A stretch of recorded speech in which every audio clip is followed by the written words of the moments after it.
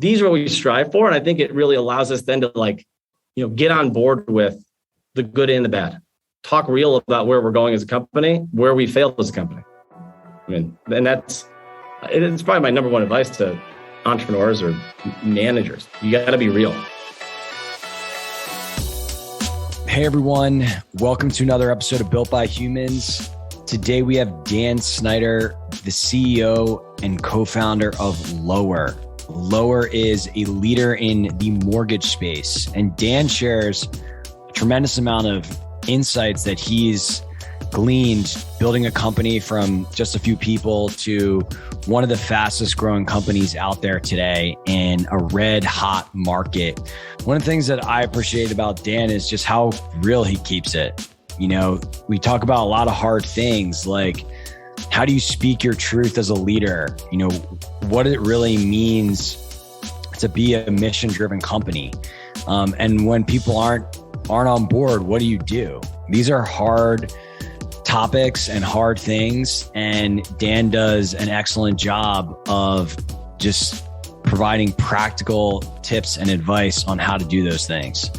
I also think, this is a pretty interesting episode for anybody that's just interested in buying a home and some of the things that they need to be thinking about. He really has keen insights into the market, into really wealth creation, and his personal story and how he got involved in this business is very inspiring. So I loved this conversation. Absolutely. I think that the second point that you just drove home, Scott, is my biggest takeaway was, and that's like when you're running a company that is in line with the traditional way of building wealth, which in this case is real estate, over the last 2 years, where almost every other asset has just been exploding and might be seen by younger generations as more exciting. What are you doing as a tech company to bring that back and really paint that picture to a new generation? So this was super interesting. Well, let's get into it and hear from Dan. Hey, Dan, what's going on? Hey, thanks for having me, guys. Yeah, it's great to have you. And as I was saying a little bit before the show, excited to talk company building, housing, real estate, building wealth, all that good stuff. But maybe just to kind of set the frame, for those people that are not familiar with lower.com, tell us the brief elevator pitch of your business. Yeah, so Lower, we're a bootstrapped fintech in the digital lending space, focused on building wealth through homeownership. We've been at this, my co-founders and I, for the last 8 years. We've seen the swings of the market and then the evolution of tech and new tech and how to help our consumer, whether it's a first-time home buyer or in many cases, like the empty nester that's going to downsize and buy their first home in 30 years.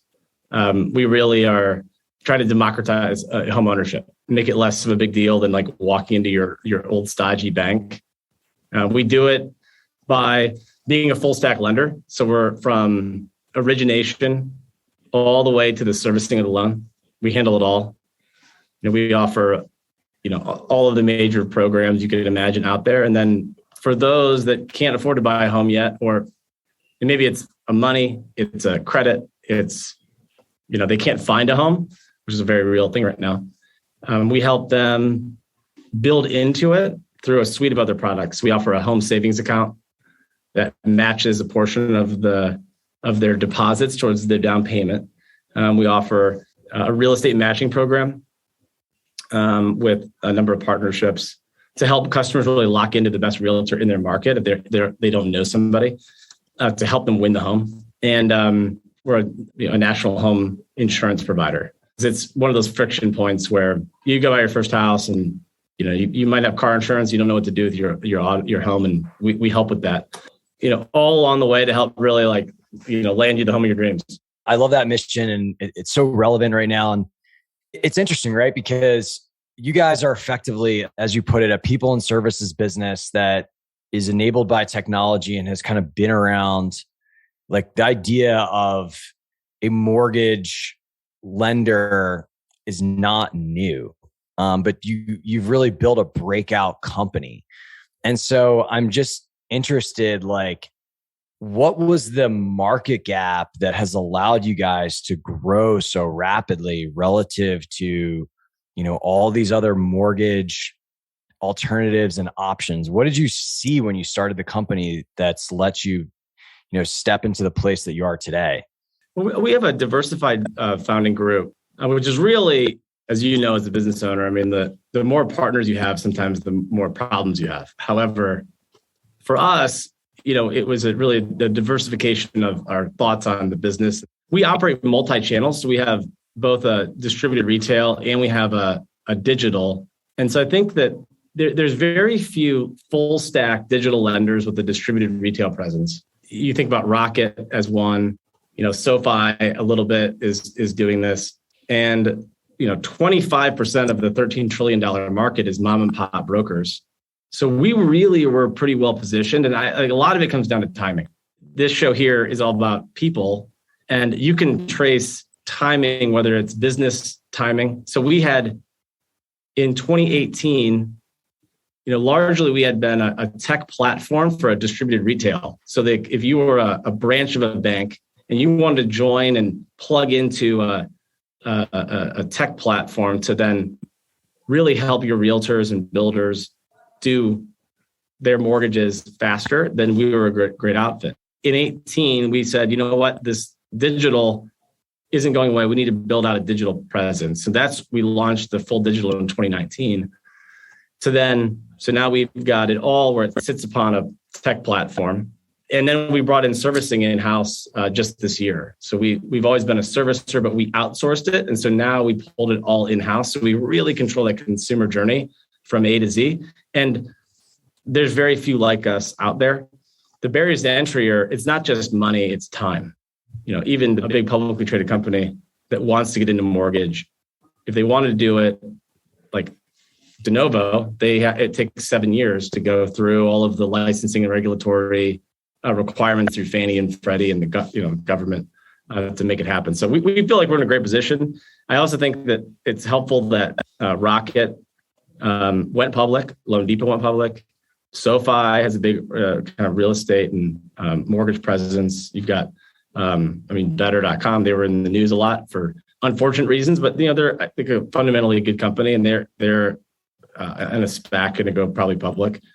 So it gave us some comps, and then the investors, and we raised $100 million Series A last year, which was really a huge opportunity for us to kind of jump the rails as a traditional mortgage company. Not that we ever were, but when you're kind of anointed by Excel Partners, which is a big VC firm out of Silicon Valley, there's no more debate. And it really helped us be able to bring in better engineering, product, and the race is on. Who's the next Rocket? Who's going to dominate the U.S. consumer, wallet as it relates to their home over the next 5 years? These are the things we're thinking about constantly. Like, how do we personalize the home? How do we make it easier to buy and sell your home?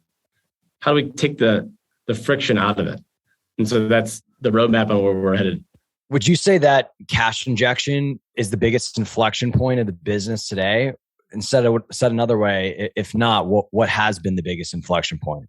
It certainly was a big moment for us. I mean, we, as a company, you're trying to get you can grow, and we were growing, but we're headquartered in Columbus, Ohio. We had never taken any outside money. My co-founders, and I put money in, 8 years ago, and raised a little bit like friends and family, but nothing institutional. We grew it with this old school principle of like grow revenue. We were doubling revenue. We were profitable. I mean, and we'd reinvest the profits back into the business to grow. And I think what happened was you go and you get to a point where your competitors have such a competitive advantage on the cash side of things, like the money and the investment on one hand, plus just the awareness. I mean, there might be, in your guys' space, there might be competitors that have raised institutional rounds and they get preferential looks, and versus others that have not, and that's certainly the case here. And so it was a turning point. It was definitely money in the bank, but more importantly, I really think it was an awareness thing, especially in the tech community. We were able to, doors started to open a bit easier. Like we have an aspect of our business called mortgage as a service, where we'll provide the infrastructure for other prop tech fintechs to then power their mortgages. One of them is, SoFi was our first. Open Door is our largest. Open Door is a publicly traded company, and they initially reached out because they saw the blurb in TechCrunch about our investment. Prior to that, they never heard of us before, even though we had been scaling and growing rapidly. So, I think that was a big inflection point for the company in a good way. And other than that, we just try to keep it real with our people as much as humanly possible without freaking them out.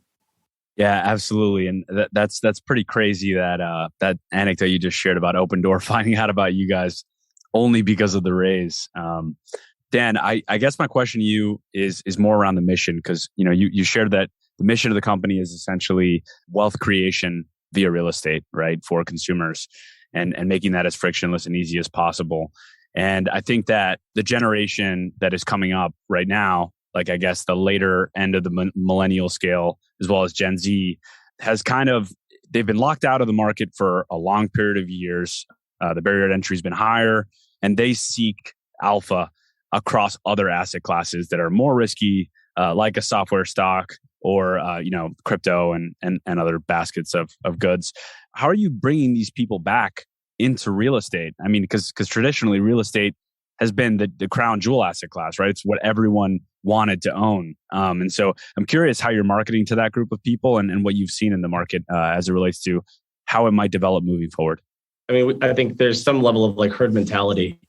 And so when like the meme stock wave happens and doesn't happen, and NFTs happen and doesn't happen, and we like all those things, but the boring things sometimes, or the things that seem almost like too adult-like a 401k or buying a home, it's almost so overwhelming. Like, well, I'm not buying a house. I don't have any kids. I'm not buying a house. I'm not married. I'm single. Like, it seems like I'm not just locking down.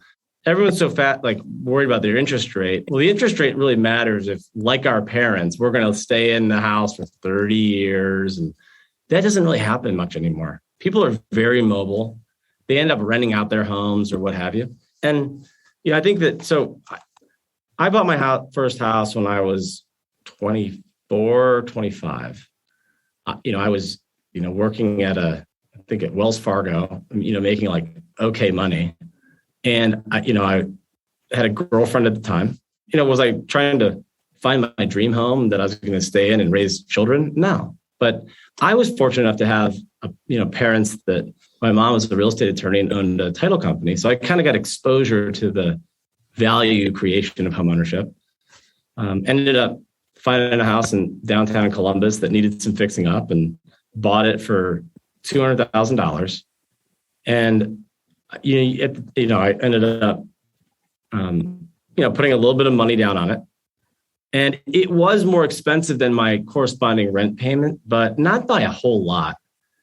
And, fixed it up or what have you and lived there. And, all of my friends thought I was nuts.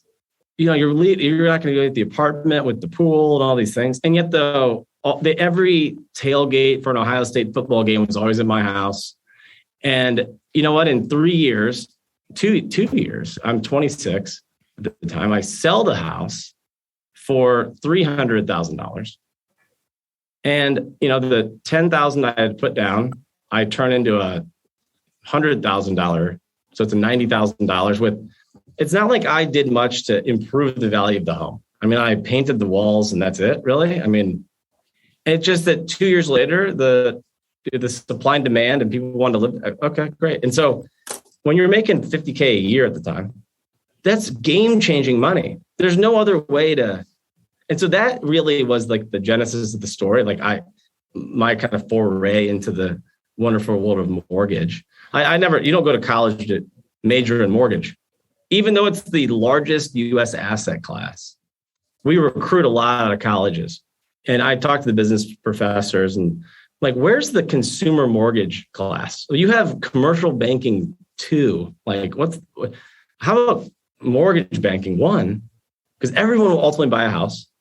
It's a really big need for the United States, and that's part of kind of like the chip on my shoulder that We go and recruit a lot of people that had no idea they were going to work in the mortgage industry, the housing industry. And then once they see it, like the impact we have on people's lives, it's more about just financing the home. It's like the experience that you get when you're an actual homeowner, and then you get the wealth from it. You can leverage it. Like right now, we're not doing any rate term refinances, but people have made an exceptional amount of equity over the last couple of years. And now they're able to extract it to pay off their student loans, extract it to go on that vacation, extract it to, remodel the kitchen, buy an RV, I don't know, buy another property. And if you were renting the whole time, good luck. All you're paying is a high premium. So, we tell our investors, we tell our employees, like, if you're pro rent, then don't work here. Like, if you want to rent forever, we're probably the wrong place for you. If you believe in homeownership, we're probably the right place. I mean, it's as simple as that. I love it. I mean, you got to quote unquote dog food your product, right? And your mission. And you have to have people that are believers of the religion, which kind of gets me to my next point. And so, one of the things we talked a little bit about before the show was the importance of a mission-driven company, and having core values to really substantiate that mission on a day-to-day basis in terms of the behaviors of everyone that is a part of the organization. What have been some major learnings for you as it pertains to the concept of core values and the culture as you've gone through such rapid evolution? I think when we first started, we did like core values that you outsource, and you don't really put much thought into it because you don't know how important they're going to be. That's right. But when going gets tough, then you start going, okay, well, like, what have we learned? And even though, like, as a business sense, the practical business sense, core values don't seem like they mean anything. But then when you go and study, like the famous Netflix slideshow that got published, like, let's make sure they mean something. Don't just put them on the wall for nothing. And, we have 4 core values that are centered to the business that allow us to promote and celebrate and also terminate based on them. And it's very important. High performance is one of them. I mean, you don't have to be the number one, producer or performer, but you have to be a high performer. You have to have high performance, and it extends beyond sales or your traditional measurement tools. It's everything from accounting to, engineering. You got to be a performer. And if you're not, you need to learn how to be one. You have to, optimism is one. You have to, you don't have to, we literally say this in our handbook. You do not have to drink the Kool-Aid. We're not trying to find, you don't have to be, we're not going to be doing chants and odd things. Work while you're at work and then go home and be with your family or be with your friends. But don't drag us into your negativity. Don't drag us into your conspiracy theories. You hear, if we don't have our coffee vendor in the office stops, don't tell everyone it's because we don't have any money, we're going out of business. These are the things that are just annoying that you don't want as you're a growing business. So we solve these things by saying, this is our expectation when you join. You're going to be a contributor on more than just your role. You're going to be positive in the workplace. We have one that's tightly aligned. I mean, you're going to be aligned to our mission. You can be an independent thinker, but you got to be aligned to our mission. And then the final one is it's a high give a shit factor, which extends to the team. If you're closing on your first home and it's at 5:00 on a Friday and you've got moving trucks or your parents are lined up or your friends and you've got a young kid or whatever, it doesn't matter. We're closing on time. And so the closing department can't just leave on vacation. They have to have a backup plan. If you have vacation, fine, but you got to have a backup plan. You cannot let your other teammates out to dry. You have to care. You got to care about our customer. So those are our 4. Nothing more than that. We use them every day. We promote on them, celebrate them. Does every single person check all those boxes all the time? Probably not. There's probably a lot of negativity. I mean, I'm in a bad mood once in a while myself. But these are what we strive for. And I think it really allows us then to get on board with the good and the bad. Talk real about where we're going as a company, where we failed as a company. I mean, and it's probably my number one advice to entrepreneurs or, managers. You got to be real. Yeah. I mean, it's so interesting to hear you say this. I remember when we were starting our company, we one of the first things I did was read the book, The Advantage, and we wrote out our core values. And it seemed like such a pointless exercise at the time.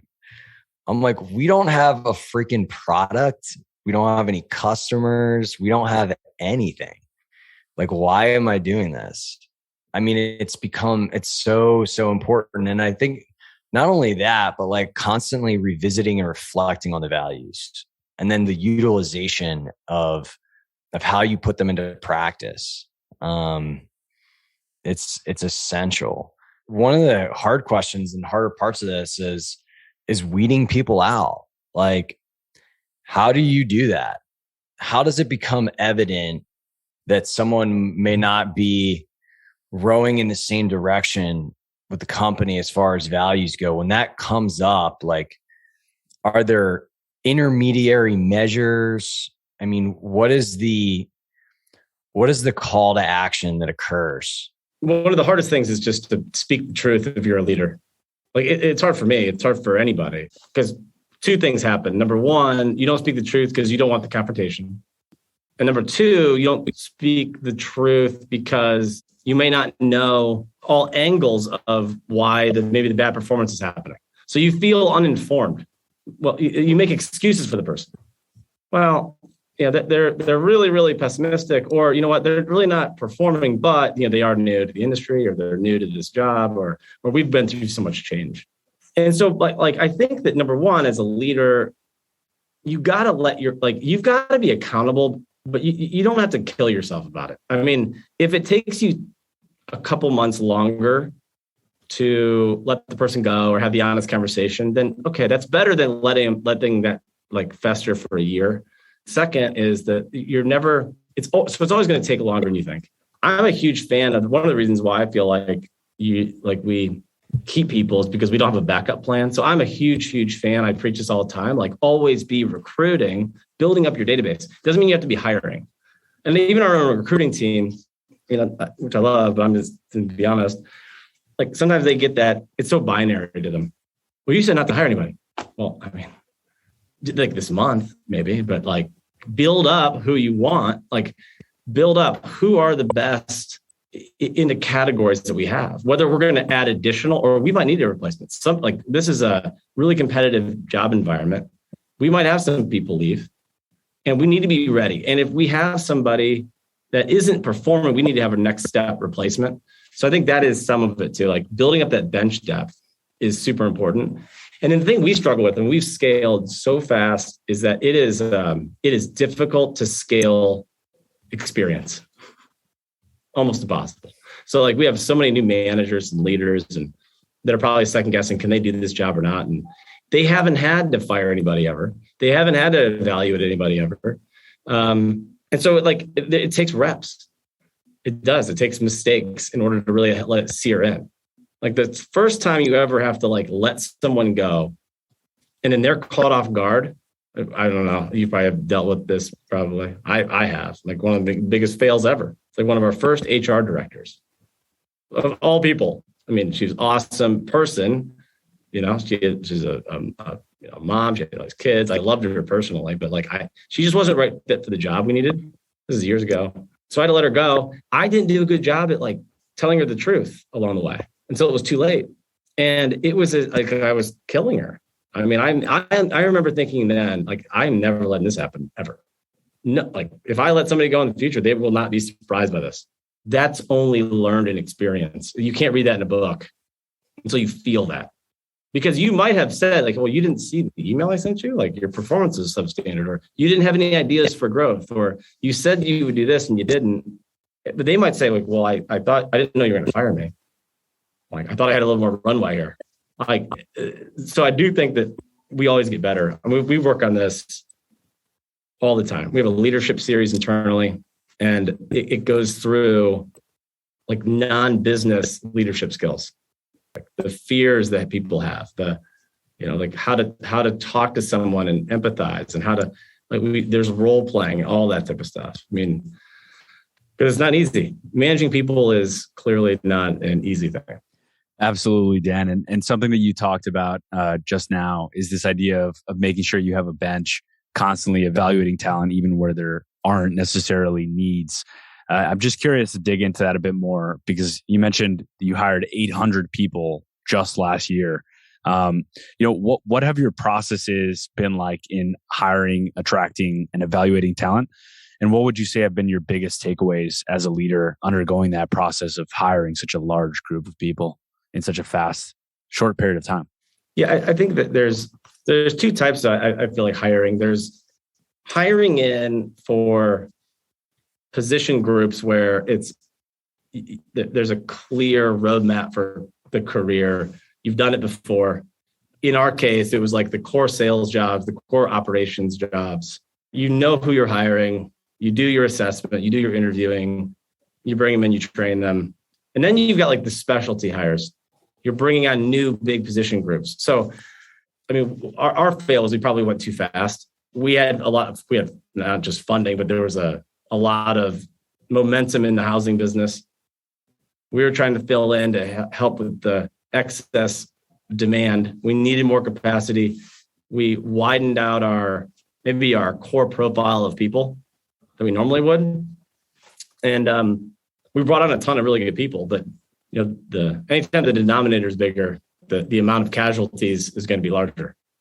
We try to make like 8 out of 10. So we call it 80% of our real, like if we really stuck to it, 2 won't work, 8 will.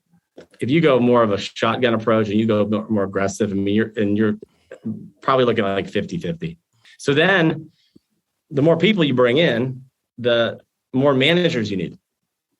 And then you've got that as also a problem. So that's where we brought in this leadership series because we're like, okay, we've got the hiring practices down, but now we don't have like the management training down, which was very much overlooked. So anytime you're scaling like that, you really have to build into not just this is how you become promoted, but then what happens if you're not good as a leader? How can you be demoted without complete ego blow? So it's like if I'm going to say one more, it's a bit off topic, but it has something to do with it. So when you go and do recruiting, the key, what's the trajectory of the company? What's the mission of the company? But beyond mission, like where are you really headed? How big are you going to get? Because I want to know what my opportunity is. What's my career path? If I want to go become a leader, or what's my comp path, or kind of move around in the organization, what's the makeup of it? So I think that it does take work in order to say, all right, well, here's where we're headed. Like as a company, we're going to be the SoFi for your home. We're going to be a multi-billion-dollar company. We're going to have 30% market share. When the next closest right now, Rocket has 7. And we're going to do all this in the next 10 years. And here's our trajectory for your own career path. Like if you can get to X, Y, and Z, you will be promoted. You will have positions, and this is your comp. Like I think it's really important because people want to see the end game. They can work backwards. This is my requirements. Now, what's different from us than like, JP Morgan is that we haven't been around for 100 years. So things change rapidly. And so I think the profile of our employee, the learning is we need someone that is just a high trust person in order to handle the change. There's a moderate to low trust. Like there's a study done on what they look for if you're going to be a Navy SEAL, a lot of these like military analogies. But the SEALs want like a performer, and they'll take a mid performer with a high level of trust before they'll take a high performer with zero trust. And it's the same thing in business. If you've got a high performer that's just doesn't trust anything the company does, you are out. Like that's just an annoying person to have on the team.